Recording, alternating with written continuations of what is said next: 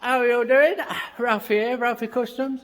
Today, not today, it's going to take a few days, but we're going to make some centre drill holders for my two lathes. I'm going to anneal some old drills that have got the Morse taper bit that we need. We need a Morse taper 2 for the Atlas, Morse taper 3 for the Harrison, and the spindle of the Atlas is Morse taper 3. So we're actually going to machine the holders in the spindle, so with no chuck on the Atlas lathe. Now, I've not made a chuck protector yet, a spindle protector, so don't shout at me for working on it with exposed threads.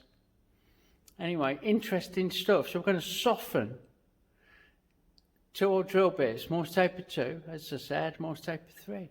Anyway, we'll make these things. I'll show you how I do it and see how we get on. Yeah, see you in a minute.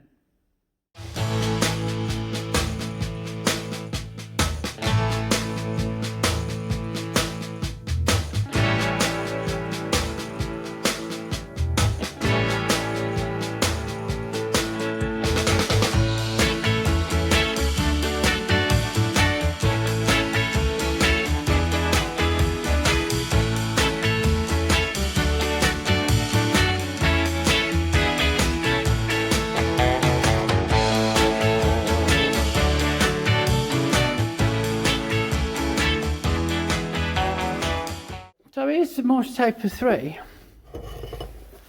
Yeah? Fucking tough as fuck, obviously. If I try and file it, which I'm going to struggle to do one-handed, but you know the drill. You try and file it, nothing happens, yeah? It's as hard as a file. Never, ever, ever I'm going to make anything out of that. I can't machine it. You'd have to grind it all, and that's a pain in the arse, and it involves things I've not got, bits of equipment I've not got. But we can, like, the reason that I've made this little cocoon out of fire bricks is I'm going to use my acetylene torch to bring this up to normalising temperature. So we're going to heat it to cherry red, and then we're going to fold one of the walls of the cave over to keep it snug as a bug and let it cool down until tomorrow, where hopefully we'll see a change. So hopefully you can hear me and see. Look, we're starting to get a bit of colour on it now. Yeah.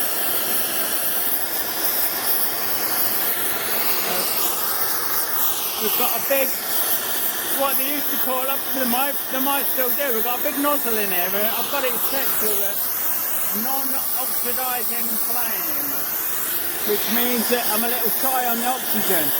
Not to a sharp little pointy piece like you would use if you're welding. And the reason I'm doing that is I don't want to draw too much carbon on the surface. I don't want to oxidise the surface too much. Keep going. So we're almost there. What we need to do is make sure that it's all up to that critical temperature, which will soften it up. And we need to give it a soak. It's called soaking, although it's not a fucking hot bath, is it? So we need to make sure that it's all the right colour. So we need that cherry red, that deep red,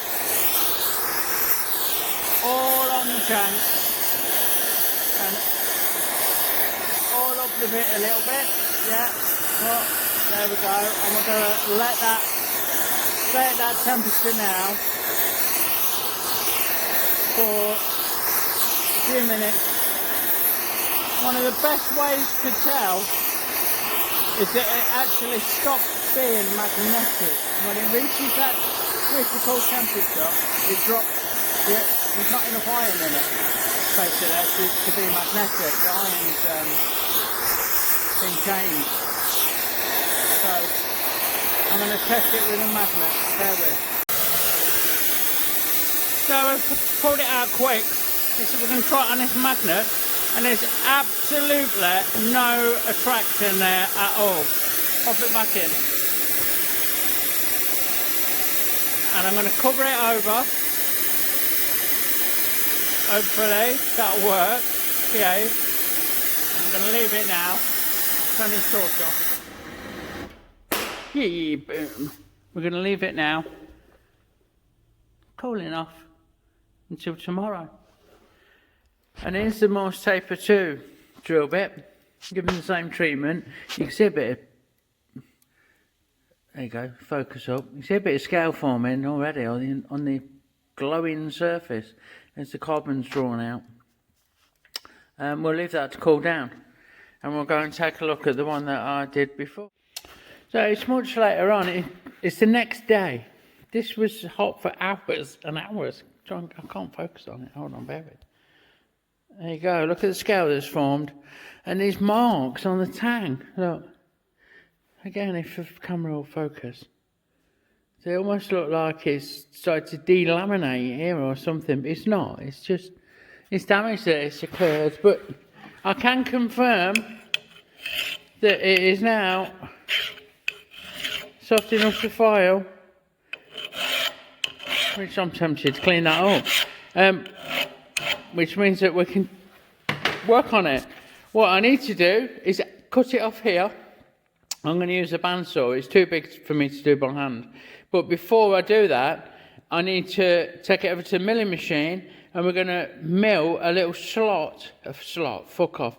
We're going to mill a little flat on the tang here, ready to take a grub screw that's going to secure the centre drill. I'll do that before I cut it, because we need something to hold on to. I'd never say grip a drill by its flutes.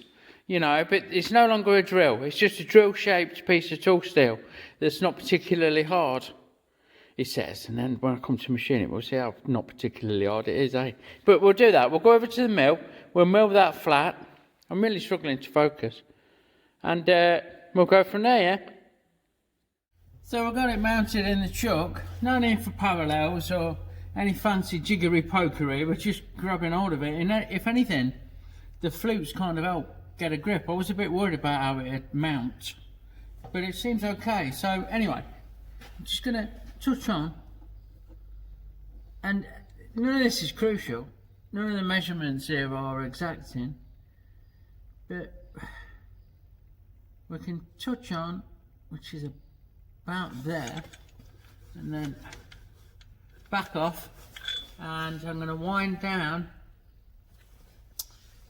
20 thou. And take a half a mil cup.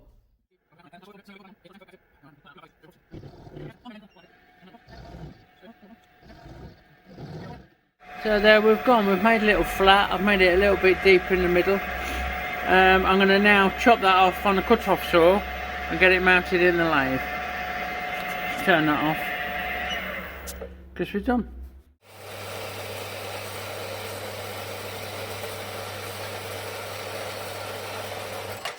So, we'll unscrew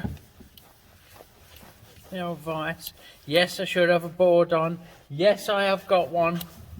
No, it's not ever. Yes, it is easy, look. So, we'll take that, put it on the board that I should have used to protect it. Now, if I can find that drill, there we go. There you go. It's lively. So, now I've cleaned it up, look. Cut it off, and it'll fit in there quite nicely. So we'll give it a little love tap, and friction alone should keep that in while we machine it. And it's quite an easy operation. It's going to change my tool now. So all I need to do, nothing super accurate in any of this really. I mean, I guess the most crucial part is when it comes to drilling the hole for the centre drill, but at the moment nothing's too crucial. So face that off. If we could get out close and take the fucking stop off. Alright, take two. Try again. So we'll take a facing cut off that.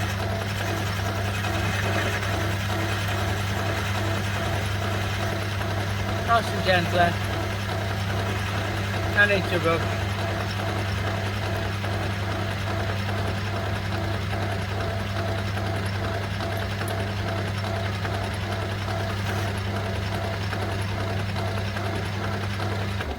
And now we'll switch the tool round and start working on the shank. So that's got that shank machined down. To be honest, we're struggling a little bit with high speed steel. We'll switch that out later. And then we're going to dress the edge. Just break that corner with a file. Before we go in with a nicely oiled centre drill, ready to start boring it out, ready to take its drill. So I've piloted that as I've shown you, and I've realised it's a number 4. I use a number 4 pilot or centre drill in the big lathe, and that measures up at 7.9. I think what it is, the 5/16, yeah, which I've got a 5/16 drill here, and it's 7.85 or 81 there it's showing.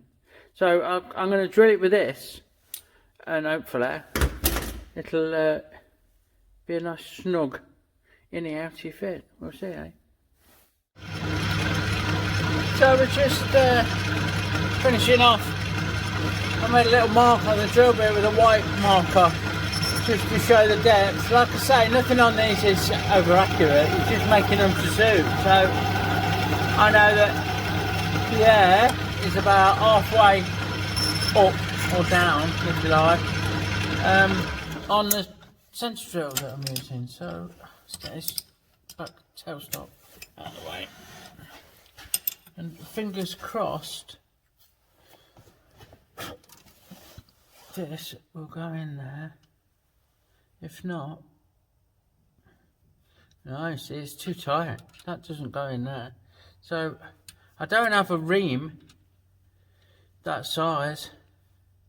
I'll have 8mm, but I think that might be too loose.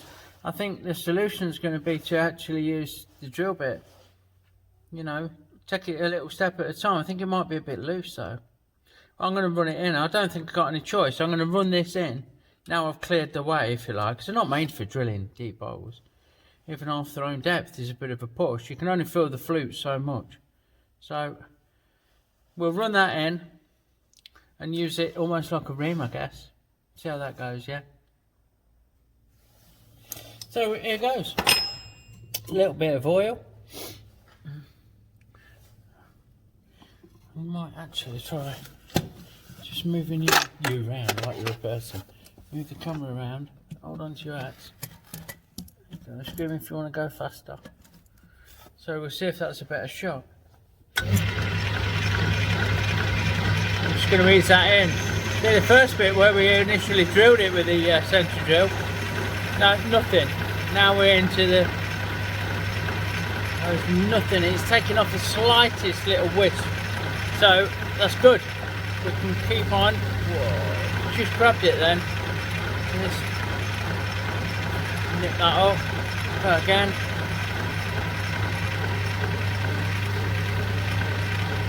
That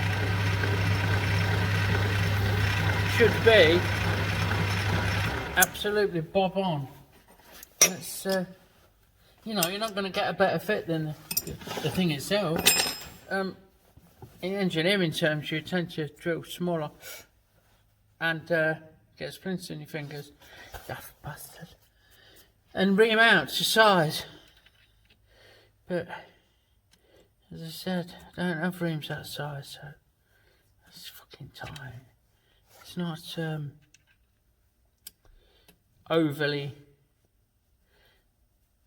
open to accepting that drill bit. Maybe I need another look at this.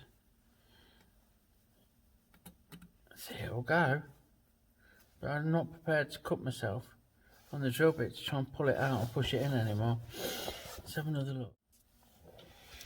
Right, that's done and out now. What I ended up doing was just running an 8mm fucking drill in it, because 7.8, 7.9, you know, that point, a tenth of a mil is not going to throw this out. But now it sits in there quite peachy. So it's not locking in with the suction. There's a little bit of movement, but you know, I reckon we're good. And the little flat that I milled on is present. Little chamfer on the edge there. I'm going to now, off camera, because you've seen this done loads, I'm going to drill and tap that for M5 so I can put a little cap head or something similar in. And then it's made, you know, the thing's made then, it's finished, it's that simple. So we've annealed it, we've cleaned it, we've cut it off, we've drilled and bored it kind of thing. We don't have the reamers and shit for that, so we've just drilled it, fitted that. Now we're going to drill and tap this. And then we just need to alter this a little bit, and we can see how it works. We can go over to the Harrison finally and try it in and run it up. I'm going to put the vice back on air. Fucking hell, the chuck. I'm going to put the chuck back on air quick, so that all the purists out there don't have seizures, because there's a nose spindle exposed, and we don't want to damage that, because then we're into total disassembly and getting things fixed and trued and all that, this, that and the other. So we'll just get this on and then we'll go from there. There you go. So that's on, that's safe, we're all good. How big it look? It's tiny really. Sorted. So using a bit of the old rapid tap, good shit. Just chasing that M5 into the hole there.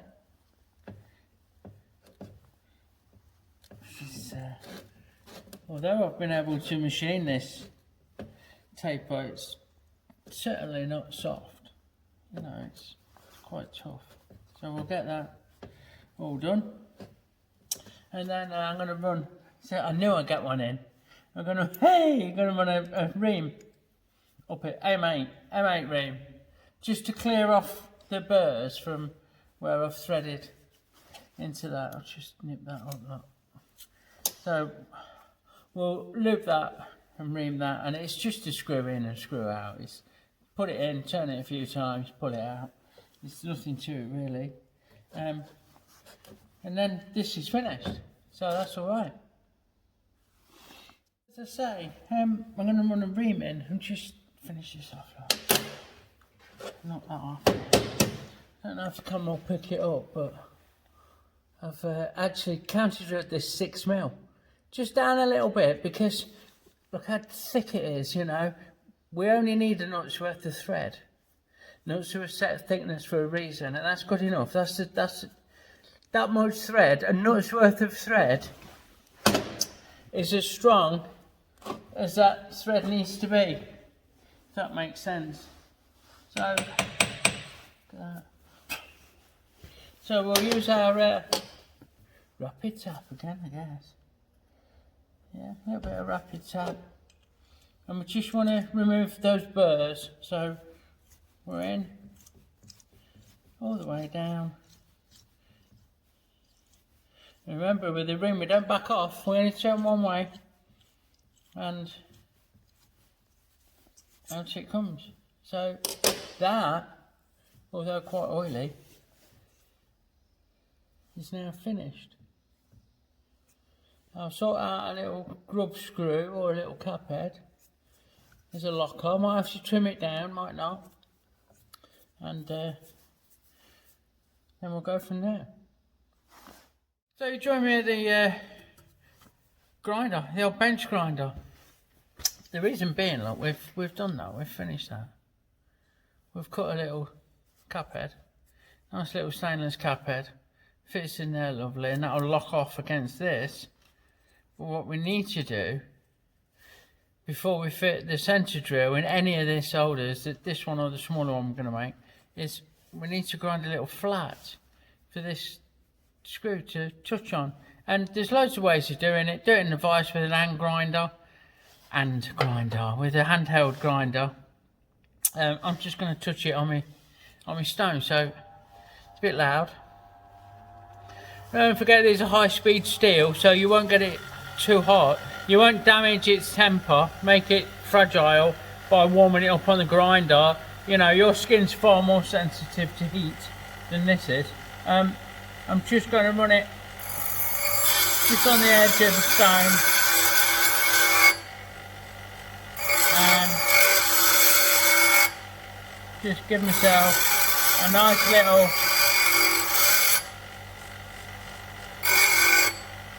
flat. Nice little flat, if that'll pick it up. Don't know if it will. But there's a nice little flat on there now. This screw's going to locate on, so that can go in there. That can be tightened up with an Allen wrench. With Allen key, we call them in the UK. And then it's over to the over to the lathe for a quick demo, I think. Okay, so we've put a bit of bright drawn bar in, faced it off ready, and we fitted the holder in, the tailstock ready, and I'm sure you'll agree that it's a lot less cumbersome than a big drill. You know, a big drill, a big chuck. You know what, throughout this video I've done nothing but get my fucking words wrong. I might do a voiceover over the old lot in the style of Porky Pig, a yibbida yibbida, that's all folks. As Rex, fucking Avison the fisherman. So I'm sure you'll agree, this little dainty thing will get in a lot easier than this great big fat thing, and there you go. Let's give it a whirl. I've never used one. I can't see it being much different to how you normally do things. But we'll give it a spin, eh? Give it a spin, see what I did there?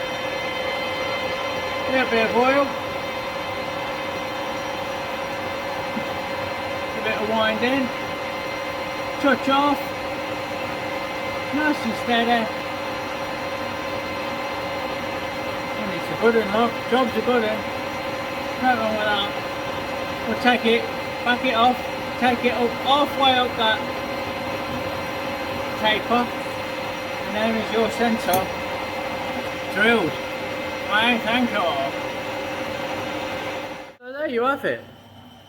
There's how to make a Morse taper sensor drill holder using an old drill by annealing it soft, cutting it off, a little bit of machining, nothing too complicated. I guess the most difficult bit is getting it hot enough to anneal it, getting it to normalising temperature, yeah, that cherry red. You're going to need some heat source, obviously. I don't think MAP gas will get it hot enough. It might do, but it'll take a long time. Propane, forget it. If you had an oven that went up to that temperature, like a little kiln or a little heat treating specifically made for it, or oxyacetylene like I use, something like that. You're going to need something along those lines to get it up to temperature, or have a friend that has got that shit, yeah? So heat it up, let it soak in that heat, let it cool naturally as slowly as you can, and then you can machine away. It's still a little bit tough, I've got to admit. I was surprised at how fucking hard it still was, but I could do it. I had to swap over to a carbide tip on the little Atlas there, machining it, because my tool steel bits weren't really up to it. I wasn't happy with the cut and how it went, but that's no biggie. And it tapped all right. It was a struggle, I don't mind admitting off camera. I really was taking my time, because the last thing you want to do is break a tap off in that, and you've ruined it. And you know, I've not got another Morse Taper 3 drill that I'm happy to chop up, to sacrifice to make this thing like. But all in all, I'll do a little one for the Atlas, just the same process, nothing else to show you about that. It's just a smaller drill with a smaller sensor drill in it. Same old, same old. So thank you so much for watching. Thanks for bearing with me getting me fucking words fuddled. What's all that about? I don't know, maybe the cold's got to me. Can't see my breath. But it is cold in here. I'm swapping arms because I'm going to say goodbye. Thanks for watching. Lots of love, everyone. Please subscribe, like, share, and spread the love. And I'll see you all again next time. Have a good one. See you later.